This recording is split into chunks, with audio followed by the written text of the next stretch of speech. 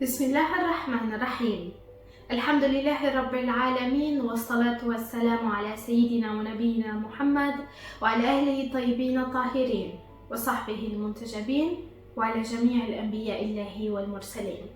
Me emrin e Allahut të gjithëmëshirshmit, mëshirëplotit. Falënderimet më të sinqerta janë vetëm për Allahun e madhëruar.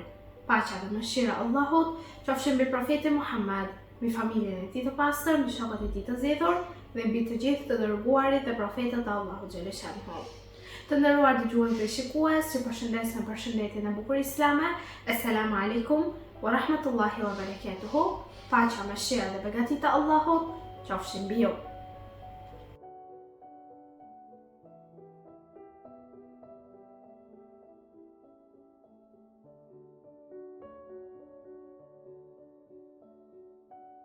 Jeta bashkëshortore në Islam nuk është thjesht një marrëdhënie njerëzore e bazuar në ndjenja dhe përgjegjësi, por është një lidhje e shenjtë që buron nga mëshira dhe dashuria hynore.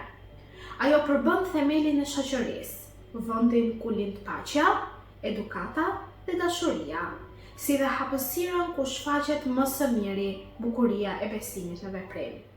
Allahu i lartësuar thot në Kuranin e shenjtë: Bismillahirrahmanirrahim. Dhe ndër shenjat e tij është se ai krijoi për ju bashkëshorte nga vetë ju, që të gjeni prehje tek to dhe vendosi ndërmjet jush dashuri e mëshirë. Ajeti 21 i surës Rum. Ky ajet i lartë na mëson se martesa është një dhuratë hynore dhe një urdhër i urtësisë së Zotit për të krijuar harmoni shpirtërore dhe qëndrueshmëri në jetë. Në jetën e Ehli Bejtit paqja qoftë mbi ta, kjo lidhje shfaqet në formën më të përsosur të saj. Ata ishin shembuj të përkryer të dashurisë, durimit, respektit dhe mëshirës në martesë.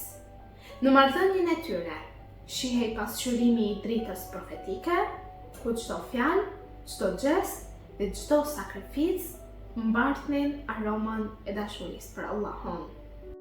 Të dashur vëllezër dhe motra, ka ardhur momenti i rubrikës së Kuranit famëlar për ditën e sotme dhe le të ndjekim së bashku ajetet për sot. Me emrin e Allahut, të gjithëmëshirshmit, mëshirëplotit. Një prej shenjave të tij është që ai ju krijoi prej veut.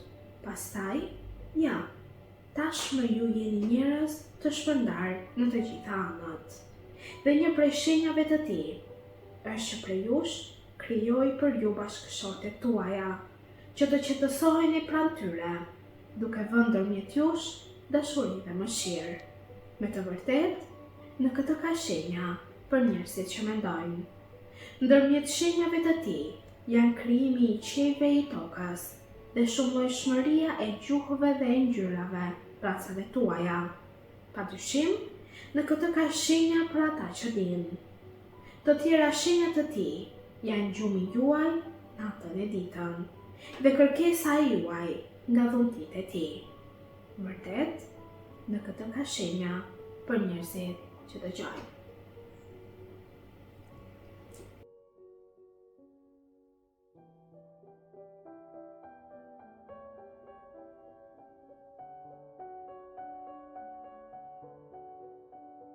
Të nderuar dëgjues dhe shikues, feja pastër islame e ka ngritur shumë lart pozitën e martesës, duke e bërë atë një lidhje të përhershme, themeli i së cilës është dashuria, ndërsa shtylla e saj themelore është mëshira dhe mirëkuptimi. Allahu i madhëruar thot, siç e ndoshëm së bashku në surën Rum, në ajetin 21, teksa thot: dhe ndër shenjat e tij është që ai krijoi për ju bashkëshorte nga vetë ju, që të gjeni qetësi tek ato dhe vendosin ndërmjet jush dashuri dhe mëshirë. Vërtet, në këtë ka shenja për njerëzit që mendojnë. Ajeti 21 i surës Rum. Pra nuk mund të qëndrojë një martesë e shëndetshme përveç se me dëshirën e të dyja palëve, për ta bërë këtë lidhje të shenjtë dhe të suksesshme. Do të paraqesim në emisionin e ditës së sotme disa shembuj nga marrëdhëniet e imamëve të Ehli Bejtit paqja qoftë mbi të me bashkëshortet e tyre, që këto shembuj të jenë model për ne në jetën bashkëshortore. Pika e parë, besnikëria dhe respektin ndër bashkëshortëve. Kjo nënkupton që dashuria dhe mirënjohja të ruhen si nga burri, ashtu dhe nga gruaja. Ashtu pra burri ndaj gruas dhe gruaja ndaj burrit. Shembulli më i lartë në këtë drejtim gjendet në jetën e profetit Muhammed sallallahu alaihi wasallam dhe bashkëshortes së tij, Hazreti Hatixha, paqja qoftë mbi të. Ajo e dha pasurinë dhe shpirtin e saj në shërbim të kësaj feje, në shërbim të Islamit. Por jo vetëm, i qëndroi pranë të dërguarit që nga fillimi i thirrjes hynore, pra që nga fillimi i zbritjes së shpalljes dhe gjatë rrethimit që u bë muslimanëve në atë kohë. Ajo qëndroi me profetin, e pa lëkundur dhe i jepte kurajo dhe i jepte pra fjalë të bukura që ai të vazhdonte misionin e tij si dërguar i fundit i Allahut xhaleshanhu. Profeti nuk e fshehu kur dashurinë që kishte për Hatixhan. Ai e përmendte shpesh edhe pas vdekjes së saj dhe në shumë raste falenderonte Allahun e madhëruar që mirësinë që i kishte dhënë përmes saj dhe thoshte: "Mua më është dhuruar dashuria e saj." Nuk është as pak e gabuar që një burr të përmend virtytet dhe të mirat e bashkëshortes së tij, ta lavdëroj për punën, sakrificën dhe kontributin që ajo ka dhënë për familjen dhe për kombin e profetit të saj, me pasurinë, mundin dhe për kushtimin e saj të palotshëm. Në jetën praktike që ne jetojmë sot, me gjithë vështirësitë ekonomike shoqërore të ditëve tona të sotme, krijohet shpesh mundësia që bashkëshortja të mbështesë burrin e saj, qoftë moralisht dhe ndonjëherë financiarisht. Ndër shprehjet e dashurisë së vërtet ndaj një bashkëshortje të tillë është që burri ta kujtojë mirësinë e saj dhe t'i vlerësojë sakrificat që ajo përbën për këtë marrëdhënie. Jo nga ndjenjat, për t'u krenuar apo për t'ia përmendur ato, por për ta ruajtur kujtimin e mirë dhe për ta falendëruar për kontributin që ajo po jep në këtë marrëdhënie. Kjo sjell një ndjenjë kënaqësie dhe harmonie në atë familje të vogël, sepse kur bashkëshortja ndjen siguri dhe vlerësim nga ana e bashkëshortit të saj, ajo gjen qetësinë shpirtërore dhe jep dashuri pa pritur shpërblim.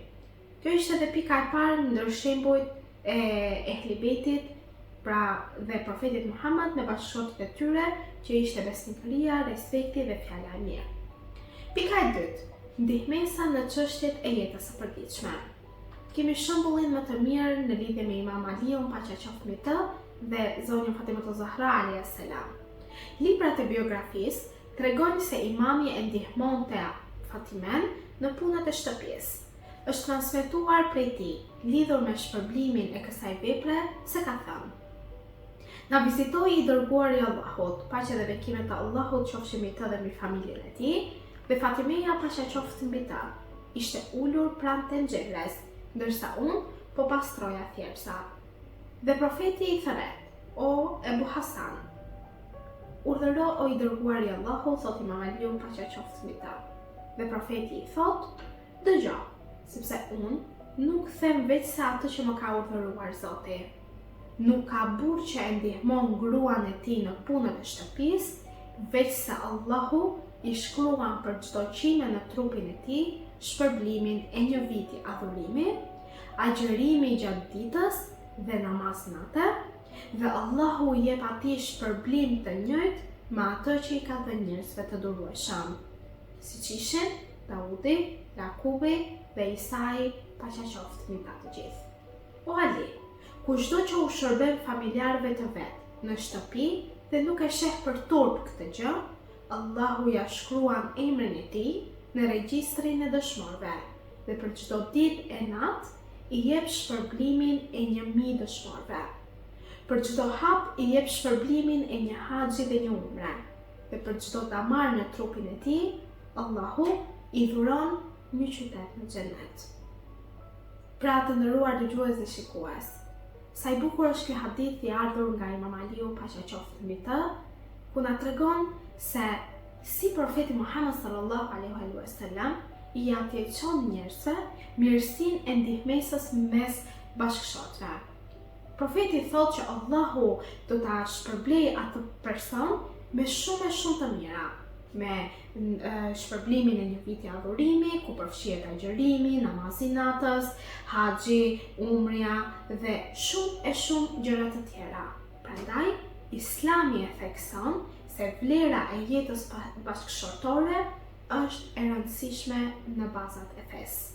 Pra ndihma e burrit për gruan e tij nuk kufizohet vetëm në shpërblimin hyjnor e material, por përfshin edhe ndjenjat e dashurisë dhe mëshirës mes tyre, si dhe krijimin e një atmosfere të ngrohtë dhe bashkëpunuese që reflekton në gjithë familjen. Kjo, nga ana tjetër, kontribuon në ndërtimin e një shoqërie të bashkuar e të mëshirshme, ashtu siç e ka dashur Allahu i Madhëruar. Pika e tretë. Ndërmjet bashkëshortëve do të ketë butësi dhe mëshirë. Rëndësia e këtij virtyti del në pas sidomos në rrethanat e vështira që përjetojnë sot shumë familje, qofshin pra rrethana shëndetësore, ekonomike apo dhe shoqërore. Dhe në rastet kur mes bashkëshortëve mungon harmonia dhe butësia për shkak të dallimeve në karakter, zakone dhe mënyrë edukimi, çka shpesh shkakton dhe mosmarrëveshje mes tyre. Pikërisht për këtë arsye është e domosdoshme që burri të zgjedhë një grua që ka frikë Allahut të Madhëruar.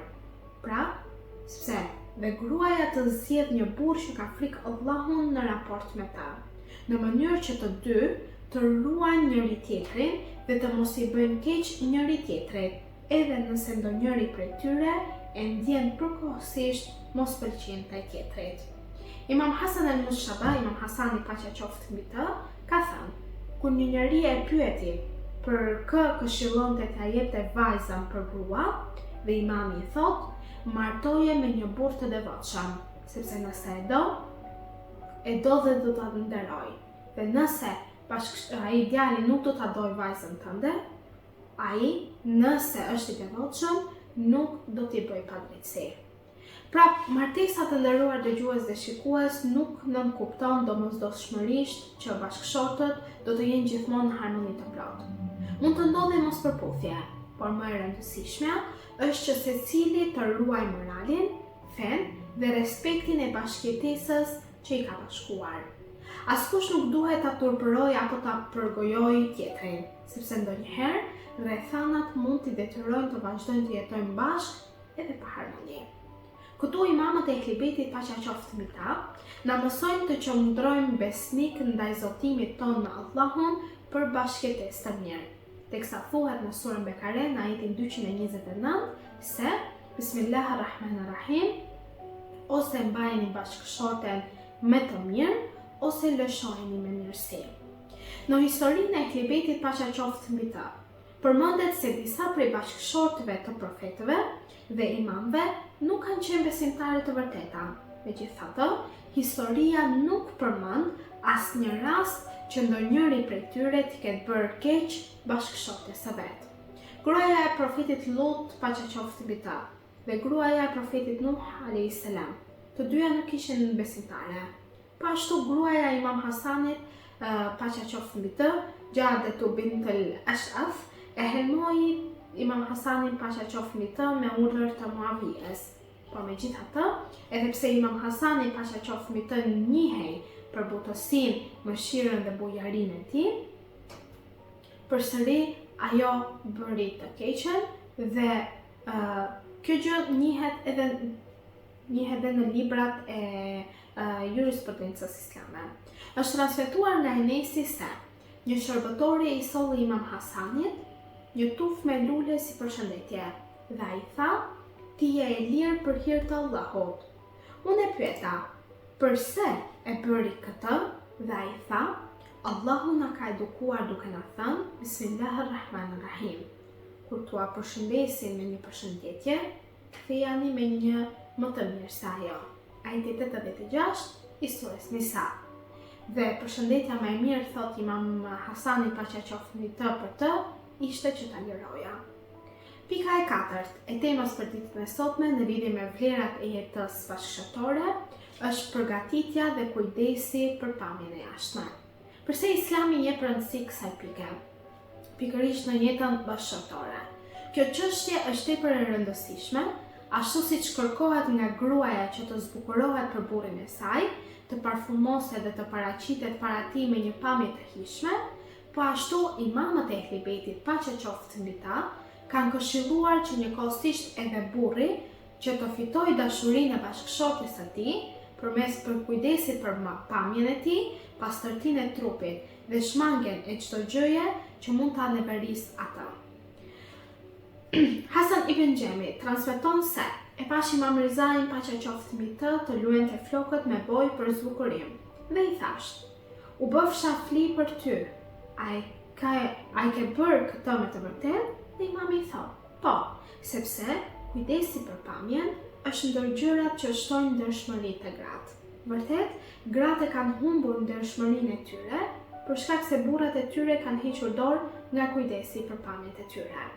Më pas se tha: "A do të pëlqente që të shihje gruan tënde në të njëjtën gjendje, siç të sheh ajo ty kur je i pa rregull dhe i pa kujdesur?"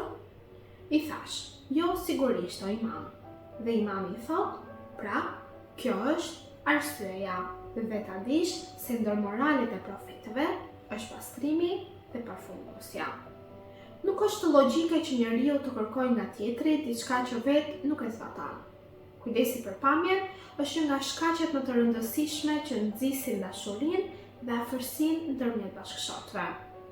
Për më tepër, gruaja e ndjen dashurinë e burrit ndaj saj dhe gjen qetësi shpirtërore kur ai kujdeset për pamjen e tij për të, duke i treguar përmes këtij veprimi dashurinë dhe dëshirën që ka për gruan e tij. Kjo sjell në familje një atmosferë afërsie, ngrohtësie dhe paqe shpirtërore. Imamët tanë, paqja qoftë mbi ta të gjithë, janë Kurani që flet, sepse vijnë nga profeti Muhammed sallallahu alaihi wasallam. Janë gjeniza e tij. Fjalët e profetit ishin fjalët e tyre, prej të cilëve buron përsosëria e veprës dhe morali më i lartë. Prandaj, duhet t'i marrim ata për shembull dhe të përpiqemi që sjelljet dhe virtytet tona të pasqyrojnë moralin e tyre në të gjithë fushat e jetës ku ne jetojmë. Kështu pra të nderuar dëgjues dhe shikues, duke vështruar jetën e Ehli Bejtit, paqja qoftë mbi ta, mësojmë se vlerat e martesës nuk matin vetëm dashurinë mes burrit dhe gruas, por edhe dashurinë ndaj krijuesit që i bashkoi këto të dy, mashkullin dhe femrën, për një qëllim më të lartë, për të ndërtuar një botë ku dashuria, mëshira dhe besimi janë themeli i çdo zemre dhe i çdo shtëpie. Në këtë moment të nderuar dëgjues dhe shikues, ju përshëndes me përshëndetjen e bukur islame. Assalamu alaikum wa rahmatullahi wa barakatuhu. Paqja, mëshira dhe begatit e Allahut qofshin mbi ju.